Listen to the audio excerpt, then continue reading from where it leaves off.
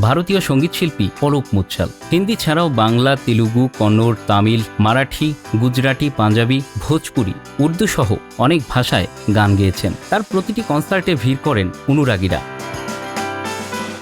এসব কনসার্ট থেকে যে আয় হয় সেসব অর্থ তিনি খরচ করেন সমাজসেবামূলক কাজে।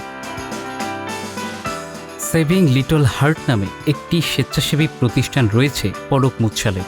এই সংস্থা থেকে হৃদরোগে আক্রান্ত শিশুদের অস্ত্রোপচারের ব্যবস্থা করেন পলক। এখন পর্যন্ত স্বেচ্ছাসেবী এই সংস্থা থেকে হৃদরোগে আক্রান্ত 3000 শিশুর অস্ত্রোপচারের ব্যবস্থা করেছেন পলক। মুচ্ছাল জানান, এটাই এখন তার জীবনের সবচেয়ে বড় মিশন হয়ে উঠেছে। এই মুহূর্তে অস্ত্রোপচারের জন্য অপেক্ষায় রয়েছে 413 জন শিশু। যেসব শিশুর পরিবার চিকিৎসার খরচ বহন করতে পারে না, তাদের জন্যই এই উদ্যোগ। মুচ্ছাল কনসার্ট করে যে অর্থ পান সেটা নিজের জন্য খরচ করেন না, প্রায় পুরোটাই ব্যয় হয় এসব অসহায় শিশুর চিকিৎসায়। পলক বলেন, আমার প্রতিটি কনসার্ট শিশুদের হার্ট সার্জারির জন্যই নিবেদিত। যখন আমার কাছে সিনেমায় প্লেব্যাকের কোনো কাজ ছিল না, তখনও আমি 3 ঘন্টা গান গেয়েছি শুধু শিশুদের জন্য অর্থ সংগ্রহ করতে। মুছল 4 বছর বয়সে কল্যাণজি আনন্দ জি লিটল স্টারের একজন সদস্য হন। এটি তরুণ গায়কদের একটি দল। 7 বছর বয়সে 1999-এ কার্গিল যুদ্ধের সময় তিনি 1 সপ্তাহ ধরে তার বাড়ি ইন্দোরের দোকানে দোকানে গান গেয়ে বেড়াতেন মৃত ভারতীয় সেনাদের পরিবারের জন্য তহবিল সংগ্রহ করার জন্য।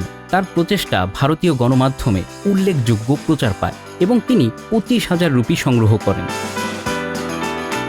এখানেই থেমে থাকেননি মুচ্ছাল। একই বছরের শেষে ওড়িশা ঘূর্ণিঝড়ে আক্রান্তদের জন্য অর্থ সংগ্রহ করতে তিনি গান গেয়েছিলেন। পলক মুচ্ছাল 1992 সালে 30 মার্চ ভারতের মধ্যপ্রদেশের ইন্দোরের একটি মহেশ্বরী মারোয়ারি পরিবারে জন্মগ্রহণ করেন। তিনি বিশুদ্ধ নিরামিষাশী। বয়স যখন 3-4 বছর, তখন থেকে গান গাওয়া শুরু করেন মুচ্ছাল। তিনি ভারতীয় শাস্ত্রীয় সঙ্গীতে তালিম নিয়েছেন।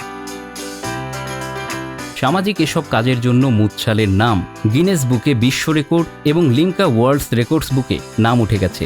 পেয়েছেন ভারত সরকার এবং অন্যান্য পাবলিক প্রতিষ্ঠান থেকেও নানা স্বীকৃতি।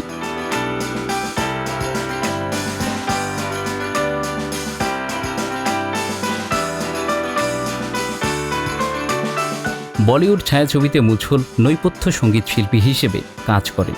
উল্লেখযোগ্য সিনেমার তালিকায় রয়েছে Ek Tha Tiger, Aashiqui 2, Kick, Action Jackson, Prem Ratan Dhan Payo, MS Dhoni, The Untold Story এবং কাবিল ছায়াছবিতে কণ্ঠদান করেছেন।